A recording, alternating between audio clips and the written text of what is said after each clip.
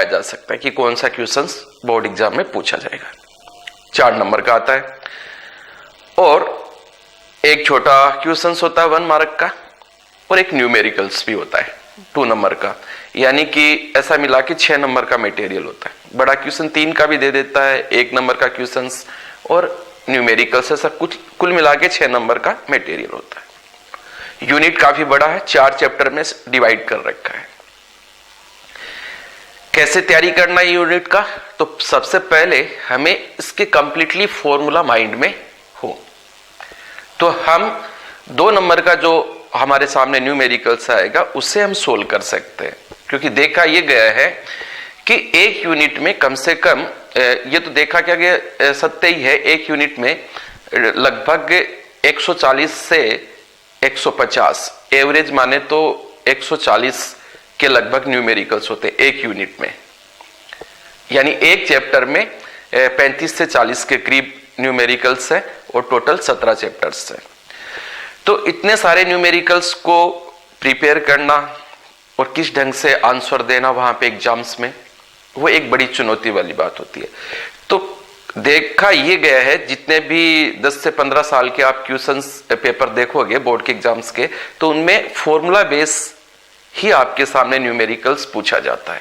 तो अगर हमें फॉर्मूले ध्यान है कंप्लीट बुक के, तो हम कम से कम जो 8 से 10 नंबर के न्यूमेरिकल्स आते हैं उन्हें तो हम पक्का सोल्व कर सकते हैं, और 1 मार्क क्वेश्चंस भी हम करीब करीब सोल्व कर सकते हैं। तो चलो इलेक्ट्रोस्टैटिक्स यूनिट्स के हम लेते हैं फॉर्मूलाज।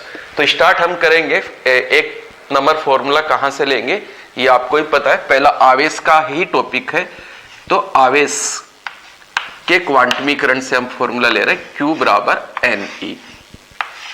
यहां से आपसे एक कूलाम में इलेक्ट्रॉनों की संख्या या फिर स्थानांतरित आवेश वगैरह से रिलेटेड क्वेश्चंस पूछा जा सकता है।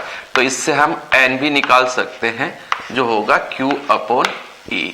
और 1 कूलाम के लिए बात करेंगे तो ये हो जाएगा 1 coulomb upon 1.6 multiply 10⁻19 coulomb. Second फॉर्मूले पे आते हैं। इसके बाद में थ्योरिकल पार्ट कंप्लीट होता है, आवेश से रिलेटेड ही चलता है। उसके बाद कूलोम फोर्स आ जाता है। कूलोम फोर्स पे भी बहुत अच्छे न्यूमेरिकल्स बनते हैं। तो बेसिक फॉर्मूला जो कूलोम फोर्स का है वो है F बराबर 1/4πε Q1 Q2 अपॉन R²।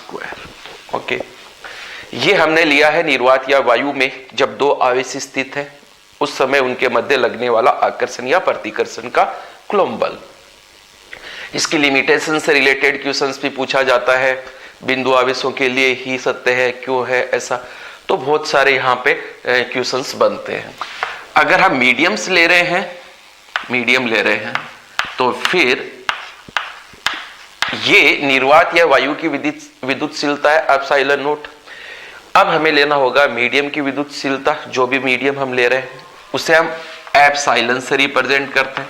तो Q1 upon Q2 upon R²। तीसरे फॉर्मूले को हम लेंगे F और FM का रेशियो, जो कि कहलाता है आपेक्षिक विद्युतशीलता। इससे रिलेटेड भी 1 मार्क क्वेश्चंस बहुत बार आया है। तो F अपॉन FM, और इसी से एक फॉर्मूला और बन जाएगा, ध्यान देंगे तो ये वाला यहां पे हम रखेंगे F की वैल्यू और FM की वैल्यू, तो ε ऊपर चला जाएगा और ε नीचे आ जाएगा। ये फॉर्मूला भी काफी इंपॉर्टेंस रखता है आपेक्षिक विद्युतशीलता, जिसे हम धारिता के केस में परावैद्युतांक नाम से भी जानते हैं, K से भी जानते हैं, बट फॉर्मूला तो यही रहेगा। εr को से भी रिप्रेजेंट करते हैं आपेक्षिक विद्युतशीलता को, और K से भी रिप्रेजेंट करते हैं, उसको परावैद्युतांक भी कहा जाता है। जैसे धातुओं के लिए अनंत होता है, इस तरीके से पूछा जा सकता है। नेक्स्ट पे आते हैं हम, ये वाला हमारे पास में इश्यू हो गया कंप्लीटली। अब हम एक चीज और यहीं से देख लेते हैं। हम देखें कि यदि मीडियम में, किसी भी मीडियम में हमने रखा, तो हमारा जो फोर्स है उस पर क्या इफेक्ट आता है, कम हो जाता है कि ज्यादा हो जाता है। यानी कोई 2 आवेश है, उन दोनों आवेशों के बीच में आपने किसी परावैद्युतांक पदार्थ को रख दिया, तो फोर्स पे क्या इफेक्ट पड़ेगा, उस चीज को अपने देखें। तो एफ एम को यहां से हम निकालेंगे तो ये हो जाएगा आपके पास में एफ अपॉन एप्सिलॉन आर, ये फॉर्मूला हुआ आपके पास में। अब एक चीज देखिए, चूंकि epsilon R always greater than 1 होता है, epsilon R always greater than 1 होता है, तो अगर आप ग्रेटर देन 1 की वैल्यू रखोगे तो मैं एफ एम की वैल्यू पूछूं तो एफ एम की वैल्यू कैसी आएगी, एफ से लेस देन आएगी कि ग्रेटर देन आएगी, एफ की वैल्यू एफ एम की वैल्यू एफ से कैसी होगी, लेस देन होगी। तो यहां से हम कह सकते हैं इसलिए F M less than F. देखो यहां से 1 मार्क क्वेश्चंस बन जाते हैं, बहुत मजेदार चीजें होती है।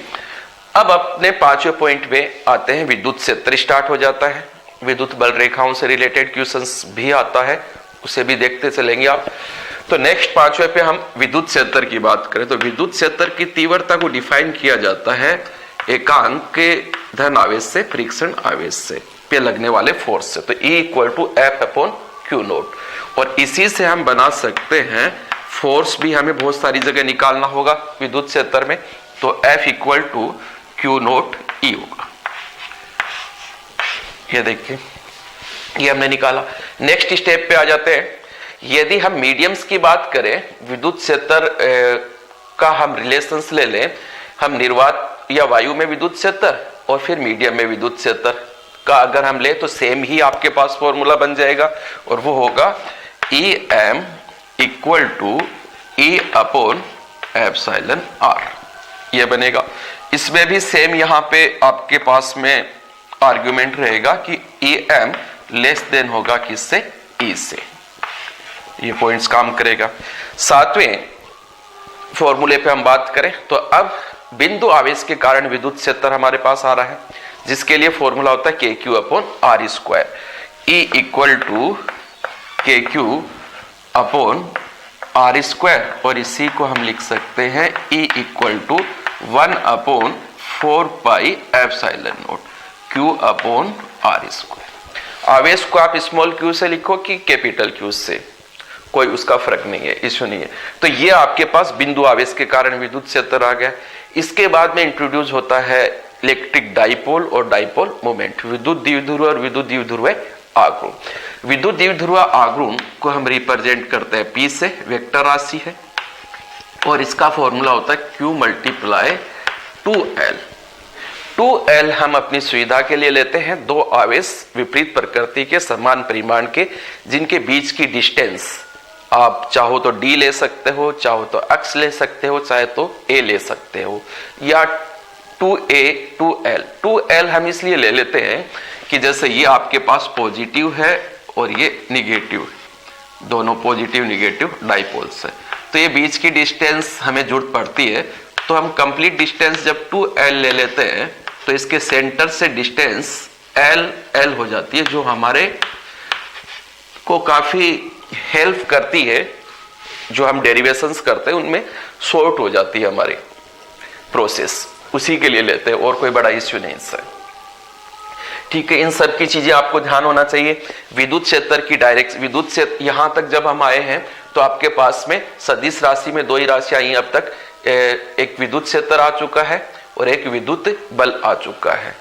विद्युत क्षेत्र की जो डायरेक्शंस है वो होती है पॉजिटिव से निगेटिव धनावेश की ओर, और विद्युत द्विध्रुव आघूर्ण ये भी एक सदिश राशि है, इसकी डायरेक्शंस होती है निगेटिव से पॉजिटिव की ओर, निगेटिव से पॉजिटिव की ओर। ध्यान रखना है, विद्युत क्षेत्र की डायरेक्शन पॉजिटिव से निगेटिव की ओर, और विद्युत द्विध्रुव आघूर्ण की डायरेक्शन निगेटिव से पॉजिटिव की ओर होती है।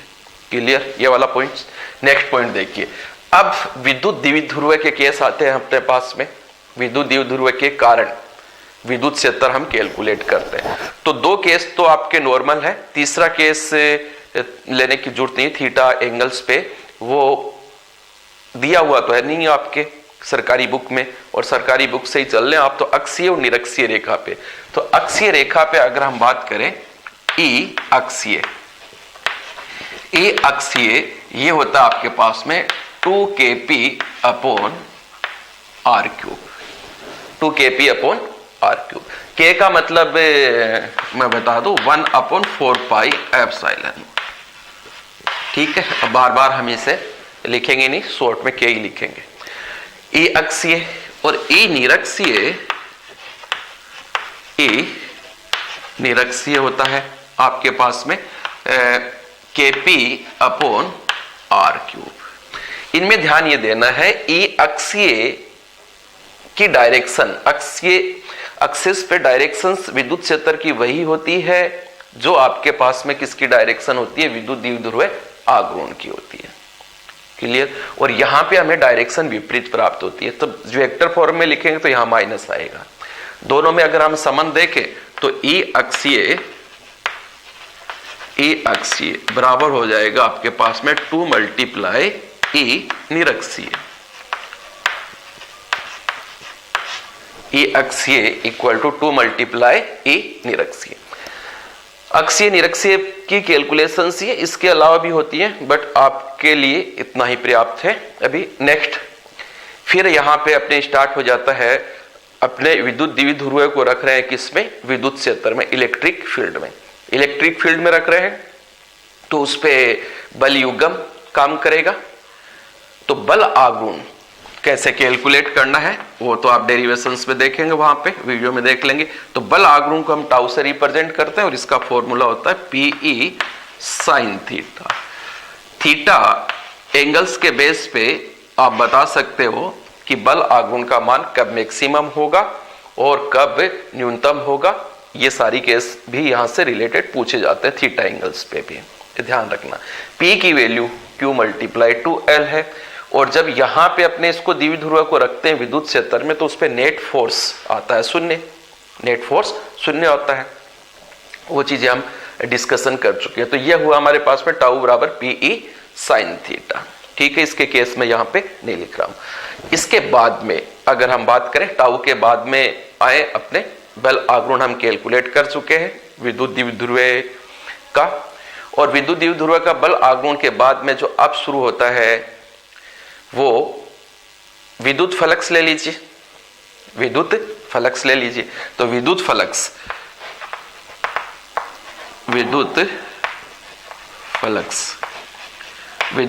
तो विद्युत फ्लक्स फाई ई से रिप्रेजेंट करते हैं, बट मोस्टली हम इसको फाई से ही रिप्रेजेंट करेंगे क्योंकि विद्युत फ्लक्स और चुंबकीय फ्लक्स दोनों होते हैं।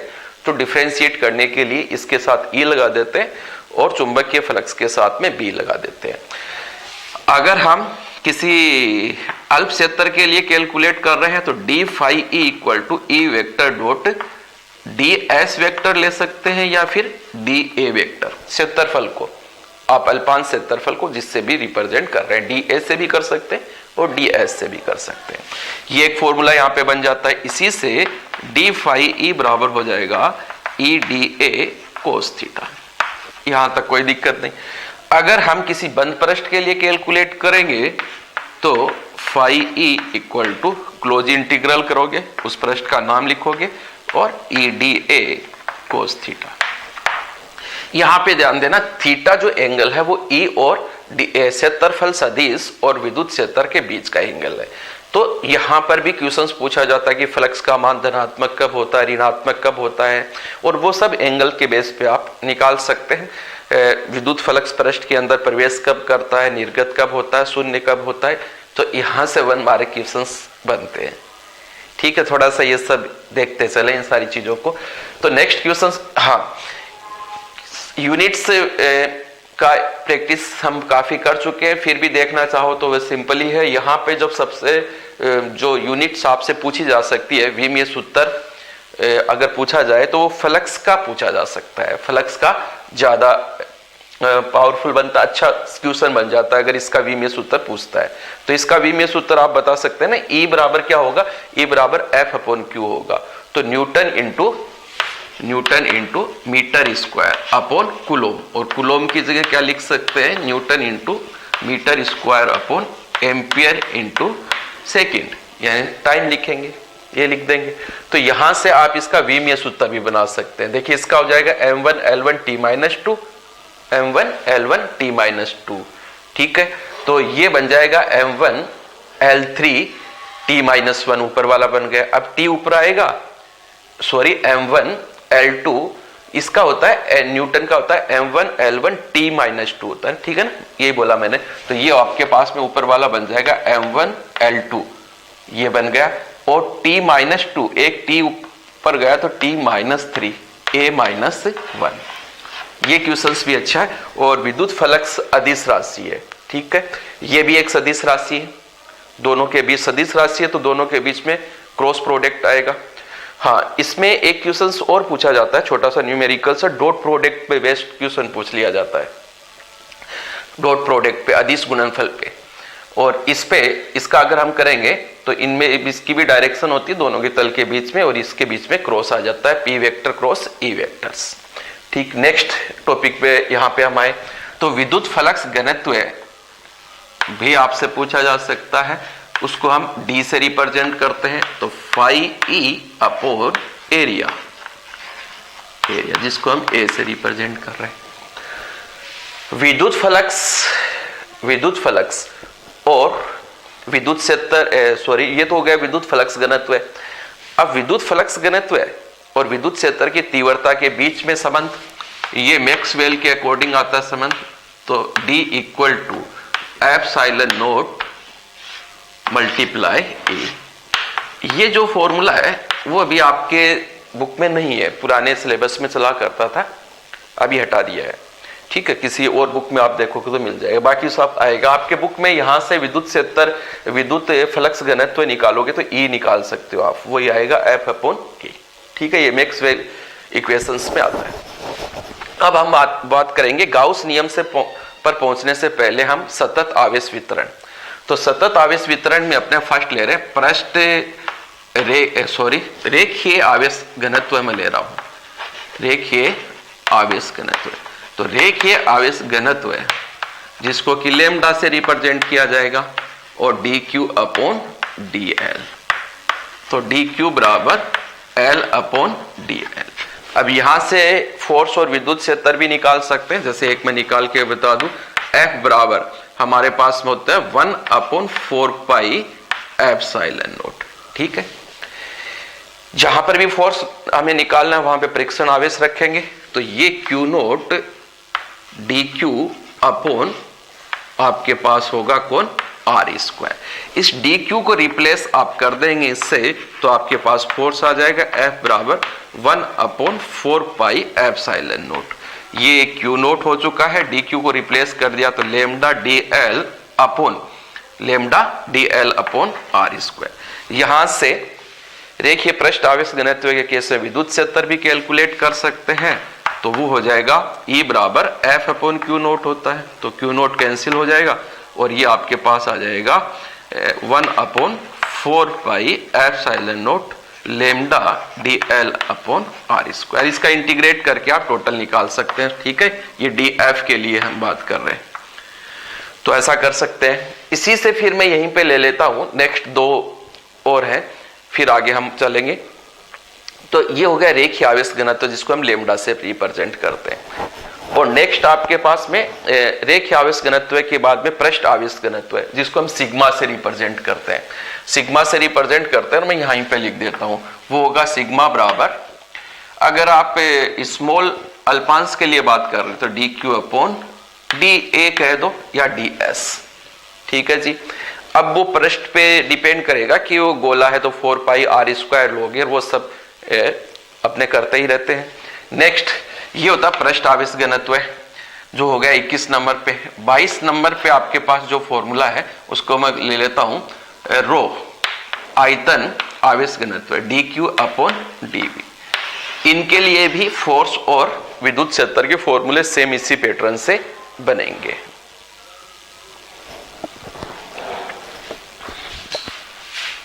पता गाउस का नियम तो रीढ़ की हड्डी है इलेक्ट्रोस्टैटिक्स के लिए, तो यहां पे हम कहें इसके लिए क्या क्या फॉर्मूले अपने पास बनते हैं। जैसे ये संबंध किसके बीच में होता है, फाई विद्युत फ्लक्स और Q के बीच में, तो फाई बराबर Q अपॉन एप्सिलॉन नॉट।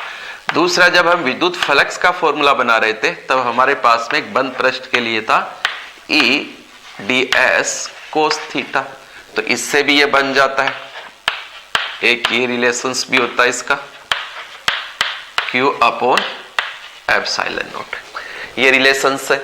इसके अलावा इसका रिलेशंस देखिए, एक रिलेशंस और बन जाता है इसका, वो क्या होता है, K, जो कि हम कांस्टेंट काम में लेते हैं, कूलाम नियतांक, K equal to 1 upon 4 pi epsilon naught होता है। तो यहां से 1 अपॉन एप्सिलॉन नॉट को निकालेंगे तो ये आएगा 4 pi K equal to 1 upon epsilon naught. ये वैल्यू यहां पे पुट कर दें अपने, तो फाई बराबर बन जाएगा आपके पास में, फाई बराबर Q 4 पाई K। ये भी कई जगह काम आता है। अब एक क्वेश्चन से गाउस के नियम से ही रिलेटेड, वैसे तो बहुत क्वेश्चंस बनते हैं, बट अपने अपने दायरे में रह के बात करें तो घन से रिलेटेड क्वेश्चंस भी आपसे कई बार पूछे जाते हैं निर्गत फ्लक्स के बारे में। तो निर्गत फ्लक्स के बारे में घन से रिलेटेड जो पूछे जाते हैं, अगर हम प्रत्येक फलक से निर्गत फ्लक्स की बात करेंगे तो वो होगा Q upon 6 epsilon not. Q upon epsilon not तो टोटल हो गया, और प्रत्येक फलक के लिए Q अपॉन 6 एप्सिलॉन नॉट। जब आवेश कहां पे रखा हुआ है, घन के केंद्र पे रखा हुआ है। जब आवेश घन के किसी एक फलक के केंद्र पे किसी फलक पे रखा हो, फलक के केंद्र पे, तब बनेगा Q अपॉन 2 एप्सिलॉन नॉट। और आवेश जब किसी कॉर्नर के मध्य रखा हो तब बन जाएगा Q upon 4 epsilon not. And एक और है, जब आवेश कहां रखा हो, कॉर्नर पे, तब आपके लिए फाई बराबर Q अपॉन 8 एप्सिलॉन नॉट। ठीक, तो ये 4 फॉर्मूले जो हमने लिए हैं, इनके लिए कंफ्यूज होने की जरूरत नहीं है। विद्युत फ्लक्स का वो वीडियो देख लेना जिसमें अपने क्यूब से रिलेटेड क्वेश्चंस किए हैं, वहां पे इन चारों का डिटेल्स बताया है। तो अब नेक्स्ट पे आ जाते हैं अपने गाउस नियम के अनुप्रयोग में। गाउस नियम के अनुप्रयोग पे भी काफी टॉपिक्स इंक्लूड्स हो जाते हैं, यानी विद्युत क्षेत्र निकालना होता है तो अलग अलग आकृतियों से विद्युत क्षेत्र निकालना, बट आपके सिलेबस में जो है वही हम ले। तो पहला आपके है अनंत रेखीय आवेश के कारण विद्युत क्षेत्र, और ये बड़े क्वेश्चंस में आता है, 3 नंबर का आ जाता है, बस कई बार न्यूमेरिकल्स में भी आता है। तो इसके लिए जो हमने विद्युत क्षेत्र का फॉर्मूला बनाया वो था E equal to 2K lambda upon R। आवेशित अचालक परत के कारण विद्युत क्षेत्र ये होता है E equal to sigma upon 2 epsilon naught, और ये दूरी पे डिपेंड नहीं कर रहा। देखो इनके बीच आरेख पूछ लिया जाता है। आवेशित चालक पट्टिका के कारण तो ये होता है E equal to sigma upon epsilon naught. अब हम ले रहे आवेशित समरूप गोलीय कोश के कारण विद्युत क्षेत्र। तो समरूप आवेशित गोलीय कोश के कारण इसका ये भी हम बात कर लेते हैं, जैसे पृष्ठ आवेश घनत्व यहाँ पे क्या होगा, sigma equal to Q upon 4 pi R square. R radius का हम गोला ले रहे हैं, खोखला ले लीजिए या फिर खोखला गोले की बात कर रहे हैं फिलहाल, उसको गोलीय कोश भी कहते हैं। तो उस रेडियस R है तो उसका जो क्षेत्रफल है वो बन जाएगा 4 पाई R स्क्वायर। यहां से हम इसको निकाल सकते हैं Q अपॉन 4 पाई को, तो ये बनेगा सिग्मा R स्क्वायर। इसको भी हम यूज करेंगे। तो देखिए इसमें फर्स्ट बन जाएगा E आउटसाइड। E आउटसाइड के लिए आपके पास फॉर्मूला होता है 1 upon 4 pi epsilon not Q upon R square. अब आवेशित गोला, ठोस लो, खोखला लो, चालक लो, अचालक लो, कैसा भी ले लो, बाहर जो आएगा आपके पास में वह वही फॉर्मूला आएगा जो बिंदु आवेश के कारण आता है, KQ अपॉन R स्क्वायर। इसका ख्याल रखना है। अब इसमें ये जो आप देख रहे हो Q ये वाला, इसकी जगह मैं किसको रख दूं, आप समझ गए होंगे। इसकी जगह मैं रख रहा हूं सिग्मा R स्क्वायर को। तो नीचे आपके पास में epsilon not small r square, ये भी एक अच्छा फॉर्मूला है। नेक्स्ट देखें इसी में B, सरफेस पे ई सरफेस। तो सरफेस के लिए फॉर्मूला क्या होता है 1/4 pi epsilon naught Q upon R square, Q upon R square. Again वही काम करते हैं, तो ई सरफेस के लिए क्यू अपॉन 4 पाई की जगह रख दूं मैं sigma R square upon epsilon naught R square. R square से आर स्क्वायर घट गया, सिग्मा अपॉन एप्सिलॉन नॉट। इसकी वैल्यू अगर यहां पे पुट कर दूं मैं तो एक बहुत अच्छा फॉर्मूला बन जाएगा। वो होगा देखो ई आउटसाइड पे जो आएगा वो E surface multiply R square, capital R square upon small r. Capital R गोले की त्रिज्या ले रहे हैं और स्मॉल आर केंद्र से उस पॉइंट की डिस्टेंस ले रहे हैं हम जहां पे हमें विद्युत क्षेत्र कैलकुलेट करना होता है। अंदर तीसरा केस होता है इसका अंदर का, तो अंदर तो आवेश इसके है नहीं, तो विद्युत क्षेत्र भी कैसा होगा 0 होगा। तो ये फिलहाल हम परिचित चालक की सतह पे बल डीएफ का फॉर्मूला क्या होता है sigma square upon 2 epsilon naught multiply ds।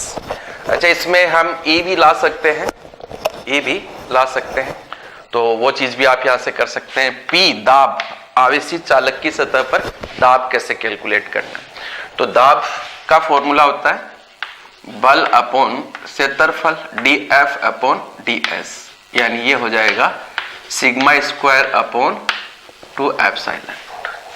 संचित ऊर्जा, विद्युत संयंत्र में संचित ऊर्जा मतलब किया गया कार्य, तो ये आपके पास होता है sigma square upon 2 epsilon naught multiply dV। ऊर्जा घनत्व का भी फॉर्मूला काफी पॉपुलर है, विद्युत क्षेत्र में ऊर्जा घनत्व और चुंबकीय क्षेत्र में ऊर्जा घनत्व है। तो एकांक के लिए कैलकुलेट करते हैं, ऊर्जा घनत्व का मतलब होता है ऊर्जा अपॉन आयतन, ऊर्जा अपॉन आयतन। तो आयतन को इसके नीचे भेज दे देंगे हम, तो हमारे पास में जो बनेगा वो sigma square upon 2 epsilon not UV. Next, साबुन के आवेशित बुलबुले का आवेश घनत्व है सिग्मा क्या होता है। कई बार तो डायरेक्ट ही फॉर्मूला बेस्ड क्वेश्चंस और डायरेक्ट ही आते हैं बोर्ड एग्जाम्स में। तो क्या होता है इसका पृष्ठ आवेश घनत्व का, ये होता है 8t epsilon naught upon R. तो square root of 8t epsilon naught upon R. Next आपसे पूछा गया कि साबुन के आवेशित बुलबुले पर आवेश क्या होता है, तो यहां से निकाल लीजिए ना, सिग्मा बराबर क्या होगा, सिग्मा बराबर होता है Q अपॉन एरिया, और आवेशित साबुन के बुलबुले का हमने रेडियस r लिया है, तो ये बन जाएगा 4 पाई r स्क्वायर। और सिग्मा के स्थान पे मैं किसको रख दूंगा Q upon 4 pi r square को, तब Q निकालेंगे तो 4 पाई r स्क्वायर अंदर जाएगा तो r पे पावर 4 बन जाएगा और 8t epsilon naught r cube. देखिए Q का फॉर्मूला कितना खूबसूरत बन गया, Q equal to 4 pi square root of 8t epsilon naught r cube. अब आ जाते हैं विद्युत विभवांतर पे। विद्युत विभवांतर किन्हीं दो बिंदुओं के बीच विभव का अंतर VB minus VA। VB minus VA तो WAB upon Q not friction आवेश। यहां पे आप एनर्जी ले सकते हैं, स्थितिज ऊर्जा अपॉन Q नॉट लिख सकते हैं। विद्युत विभव जो कि W अपॉन Q नॉट, यहां से बेसिक फॉर्मूले। फिर विद्युत क्षेत्र और विद्युत विभव में संबंध E इक्वल टू हमारे पास होता है माइनस dV अपॉन dr। एक दूसरा फॉर्मूला और इसके लिए हम यूज करते हैं, जैसे VB माइनस VA के लिए कैलकुलेट करना है तो माइनस इंटीग्रेट करेंगे A से लेकर B तक, किसको, E vector dot DL vector को। ठीक है जी, ये बहुत यूज होते हैं। अब इसके बाद में आपके शुरू हो जाता है विद्युत बिंदु आवेश के कारण विभव। तो बिंदु आवेश के कारण विभव का फॉर्मूला होता है 1 upon 4 pi epsilon not Q upon R। देखो बिंदु आवेश के कारण विद्युत क्षेत्र होता है, उसके लिए KQ अपॉन R स्क्वायर, नीचे R स्क्वायर होता है, और विभव में KQ अपॉन R होता है। इसको हम ऐसा लिख सकते हैं ना, KQ अपॉन R। और अभी ये निर्वात या वायु के लिए है, यदि मीडियम्स के लिए कैलकुलेट करेंगे तो आप जानते हैं ये होगा आपके पास में 4 pi epsilon Q upon R होगा। अगर दोनों का हम रेशियो लेंगे v अपॉन वी एम का, तो ये आपके पास हो जाएगा एप्सिलॉन अपॉन एप्सिलॉन नोट, जो कि एप्सिलॉन आर के बराबर होता है, एप्सिलॉन आर के बराबर होता है। यहां से हम वी एम को ले सकते हैं, तो वी एम जब हम कैलकुलेट करेंगे तो v अपॉन एप्सिलॉन आर आएगा। 38 नंबर पे आ जाते हैं। विद्युत द्विध्रुव के कारण विद्युत विभव, काफी बेस्ट 4 नंबर का डेरिवेशन बनता है विद्युत द्विध्रुव के कारण विभव, जहां पे आपको बिंदु P विद्युत द्विध्रुव से थीटा एंगल पे गिवन होता है, स्थिति सदिश उसका थीटा एंगल पे।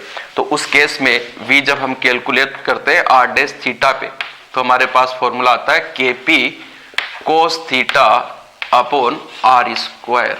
K का मतलब तो आप जानते ही हैं 1/4 पाई एप्सिलॉन। कई बार इसको वेक्टर फॉर्म में पूछा जाता है, तो यहां पे देखिए कोस थीटा है तो डॉट बन जाएगा, डॉट प्रोडक्ट। P तो विद्युत द्विध्रुव आग्रह जो कि एक वेक्टर राशि है, तो इसको ऐसा लिख सकते हैं r dash theta equal to 1/4 pi epsilon naught. K की जगह मैंने लिख दिया P vector dot r cap upon R square.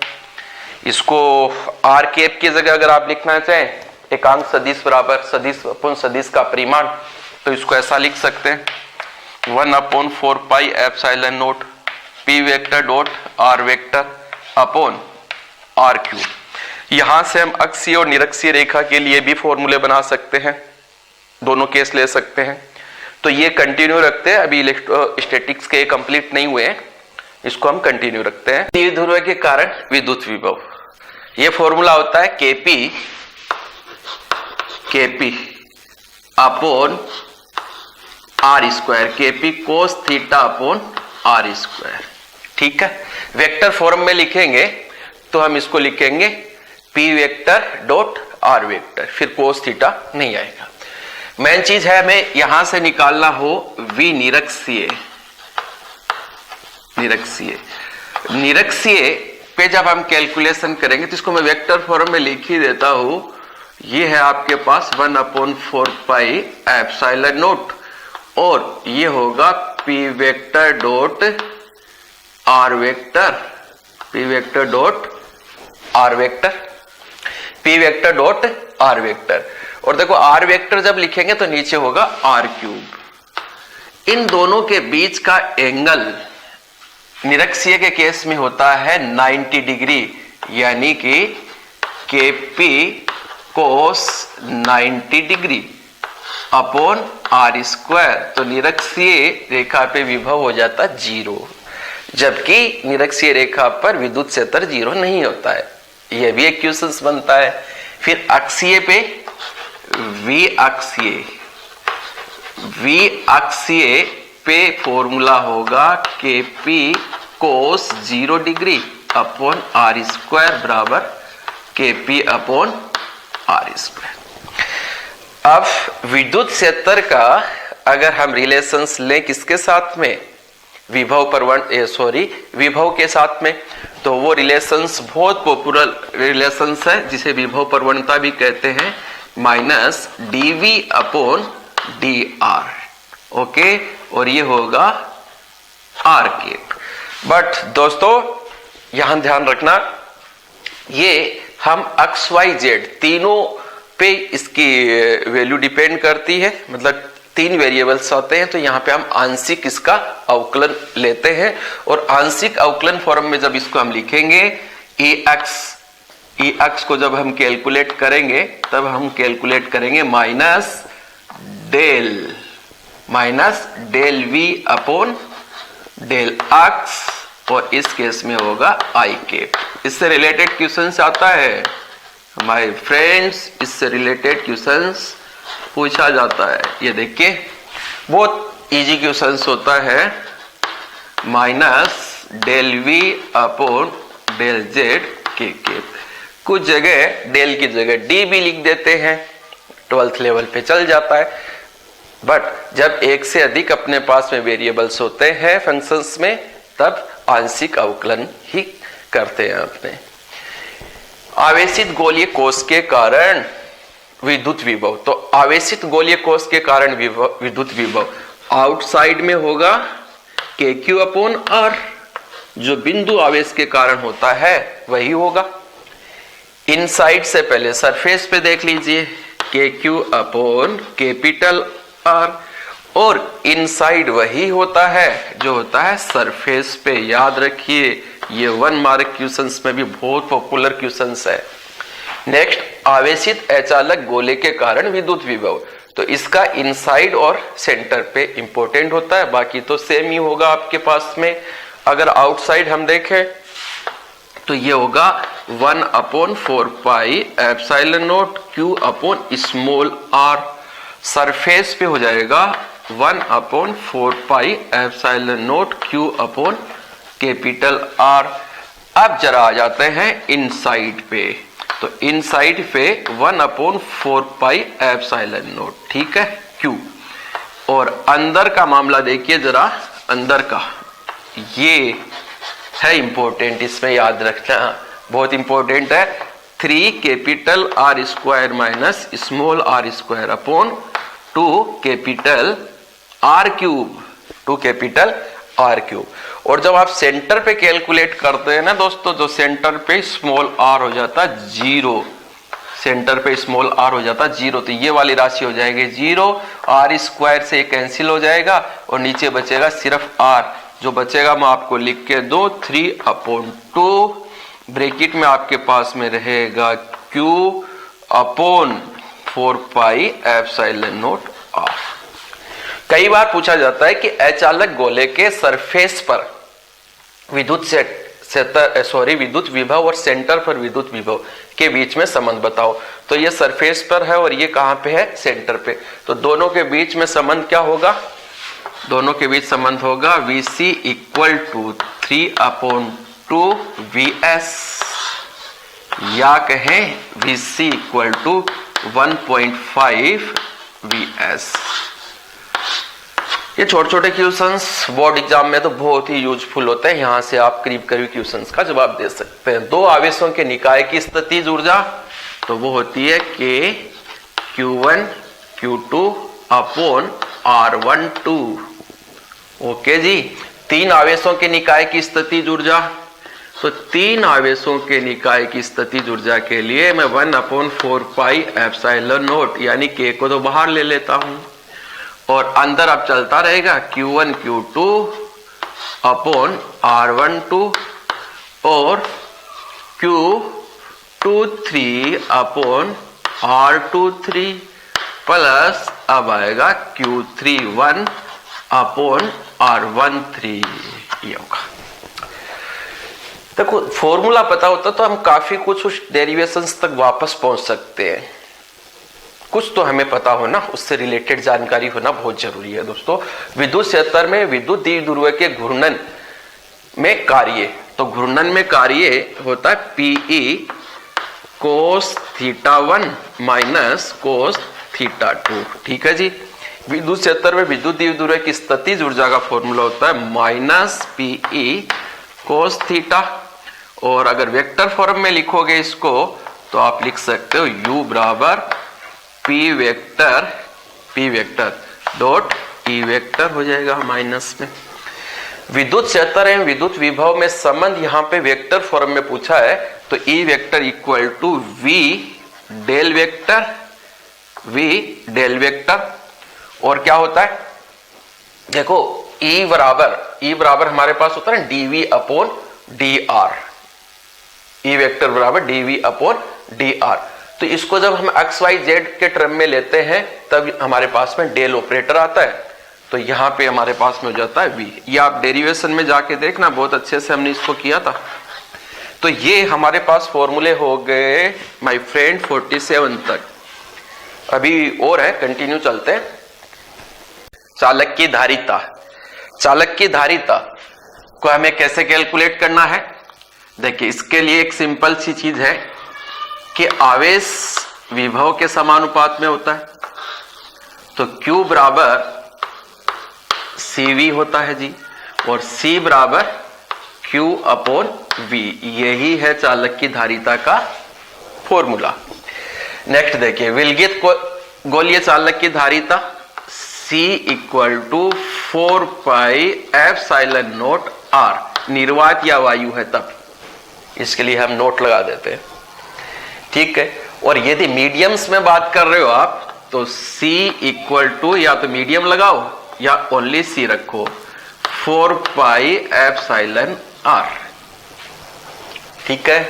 दोनों में रिलेशंस देखिए, मीडियम कर दो यहां पे M, चलो मीडियम कर दिया मैंने। अब दोनों में relation epsilon upon epsilon note बराबर होता है एप्सिलॉन R, ये रिलेशन अपने जानते हैं। तो इसमें Cm में अपने भाग देंगे किसका, C नोट का, तभी तो ये रिलेशन आएगा हमारे पास में प्यारे बच्चों, तभी तो आएगा ये। और यहां से अगर हम F का भी रिलेशन देखें तो F upon Fm coulomb force, ये देखिए परावैद्युतांक के साथ में ऐसे क्वेश्चंस पूछे जाते हैं। समानांतर प्लेट संधारित्र की धारिता, सिर्फ फॉर्मूला बेस्ड इक्वेशंस आए तो बहुत ही सिंपली आप उसका जवाब दे सकते हैं, C equal to A epsilon naught upon D। जब अपने निर्वात या वायु यूज करते हैं तब नॉर्मल C लिख देते हैं, पर जब अपने मीडियम्स भी साथ में रिलेशंस देना होता है तब अलग अलग अपने नोटेशंस इनको दे देते हैं। प्रेरित पृष्ठ आवेश घनत्व क्या होता है उसको तो आप डिटेल से देख ही चुके हो, अभी फॉर्मूला का टाइम से, सिग्मा P बराबर sigma 1 minus 1 upon epsilon R, ये होगा। परावैद्युत पदार्थ की विद्युत प्रवृत्ति काई E तथा परावैद्युत, जिसको एप्सिलॉन R से भी रिप्रेजेंट करते हैं और K से भी करते हैं, फिलहाल दोनों में आपको संबंध बताना जी। तो chi E equal to epsilon naught epsilon R minus 1। एक बहुत ही जोरदार बात है, इस पे जब भी क्वेश्चंस आया है डायरेक्ट आपको इसकी वैल्यू गिवन होती है एप्सिलॉन R की और कैलकुलेट करना होता है। 2 नंबर का क्वेश्चंस ये पिछले 10 साल के अंदर 3 बार रिपीट हो चुका है। अगला क्वेश्चन देखिए, अगला जो फॉर्मूला हमारा, समानांतर प्लेट संधारित्र की धारिता जबकि प्लेटों के मध्य परावैद्युत पदार्थ पूर्णतः भरा हुआ है, तो उस समय धारिता C है वो रह जाती है एप्सिलॉन R C नोट, यानी निर्वात या वायु में जो विद्युतशीलता है उसका एप्सिलॉन R गुना हो जाता है। C नोट बराबर होगा A epsilon naught upon D, तो ये फॉर्मूला हो जाएगा C equal to A epsilon naught D epsilon R। अच्छा जी, नेक्स्ट देखिए फॉर्मूला हमारा 54 समानांतर प्लेट संधारित्र की धारिता जबकि परावैद्युत पदार्थ आंशिक रूप से भरा हुआ है। इस पे थोड़ा सा दिमाग इस्तेमाल करने की जरूरत है याद रखने के लिए। ये तो रहे रहेगा आपके पास में A एप्सिलॉन नोट, तो यहां पे भैया D माइनस टी और 1 माइनस 1 अपॉन एप्सिलॉन R। अब एक फॉर्मूला मैं और बनाऊंगा यहां पे, देखिए मेटल के लिए परावैद्युतांक होता है इंफिनिटी में, तो ये टर्म्स हो जाएगा आपके पास में 0, 1 माइनस 0 इक्वल टू 1, यानी उस केस में आपके पास मेटल्स के लिए ये फॉर्मूला रहेगा A epsilon naught upon D minus T. अगर अलग अलग मोटाई की परतें हैं तब आपके पास में फॉर्मूला क्या होगा, तब फॉर्मूला बिल्कुल डिफरेंट इससे चेंज हो जाएगा। डेरिवेशन तो हम ले ही चुके हैं, उसका कोई इश्यू नहीं है। तब ये लिखा जाएगा 1 अपॉन एप्सिलॉन R1, नहीं जी T1 मोटाई का है तो T1 अपॉन एप्सिलॉन R1, और ये A एप्सिलॉन नोट ऊपर है plus T2 upon epsilon R2 plus T3 upon epsilon R3 plus ये चलता जाएगा Tn अपॉन एप्सिलॉन R तक। अगर आपके पास में सेम मोटाई की है परतें, जैसा कि यदि आपको गिवन है T1 बराबर T2 बराबर T3 बराबर इस तरीके से क्या लिख दूं मैं, D अपॉन n मोटाई की गिवन है। तब ये फॉर्मूला बनेगा my friend C equal to A epsilon naught है जी। ये बन गया, n ऊपर चला गया, यहां D और अंदर आपके पास में है 1 upon epsilon R1 plus epsilon R2। इसी तरीके से आप इनको लिखेंगे आगे तक। और यदि आपको दो ही प्लेट लगा रखी है प्राविद्युत की, तो n बराबर आप 2 लगा के इसको और सिंपल कर लेंगे, वो ज्यादा पॉपुलर है और उसी पे क्वेश्चंस ज्यादा आते हैं। तो 55 तक हम कर चुके। नेक्स्ट फॉर्मूले पे बात करें तो हमें गिवन है आवेशित चालकों के संयोजन से आवेशों का पुनर्वितरण तथा ऊर्जा हानि। आवेशित चालकों के संयोजन से आवेशों का पुनर्वितरण तथा ऊर्जा हानि का डेरिवेशन तो आप कर ही चुके हैं, बात तो सिर्फ अभी फॉर्मूले की चल रही है। तो फॉर्मूला क्या आपको याद है, देख लेते हैं। C1 C2 upon 2 C1 plus C2 और मल्टीप्लाई में V1 माइनस V2 का होल स्क्वायर। दोस्तों ये होता है इसमें ऊर्जा हानि का फॉर्मूला। ठीक है जी। नेक्स्ट देखिए, मैं यहां पे आऊं, गोलीय संधारित्र की धारिता, बहुत पॉपुलर क्वेश्चन है ये, निर्वात और मीडियम्स दोनों के लिए। तो ये होता है 4 pi epsilon naught R1 R2 upon R1 minus R2। Okay जी। और मीडियम्स की बात करेंगे तो 4 pi epsilon R1 R2 upon R1 minus R2। या फिर इसको ऐसा भी लिख सकते हैं, ऐसा भी लिख सकते हैं, देख लीजिए, आप इसको ऐसा भी लिख सकते हैं। नेक्स्ट, संधारित्रों का संयोजन में ध्यान रखना, अक्सर हम श्रेणी क्रम संयोजन प्रतिरोध वाला लेकर चलते हैं R1 प्लस R2। इसमें उल्टा होता है, श्रेणी क्रम में 1 upon C1 plus 1 upon C2 plus 1 upon C3 और समानांतर क्रम में C1 plus C2 plus C3 होता है। संचित ऊर्जा, ऊर्जा के लिए एक फॉर्मूला तो half Q square upon C है। बाकी फॉर्मूले आप बना लीजिए, क्योंकि Q बराबर होता है CV, Q बराबर CV। तो वैल्यू मैं पुट करूं यहां से, तो ये आ जाएगा half CV square, half CV square, एक ये फॉर्मूला बन जाता है। अब इसमें क्या शामिल करें, एक फॉर्मूला इसका और भी होता है माय फ्रेंड्स, एक फॉर्मूला इसका और भी होता है। अगर मैं इसमें से C को ले लूं तो C equal to Q upon V होगा।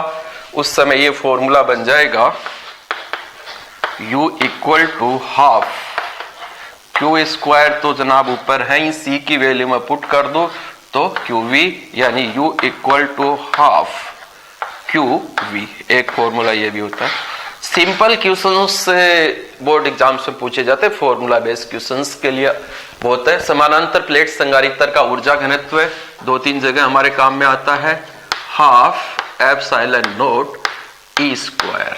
तो ये हमारे पास फॉर्मूले हो चुके हैं 60 तक।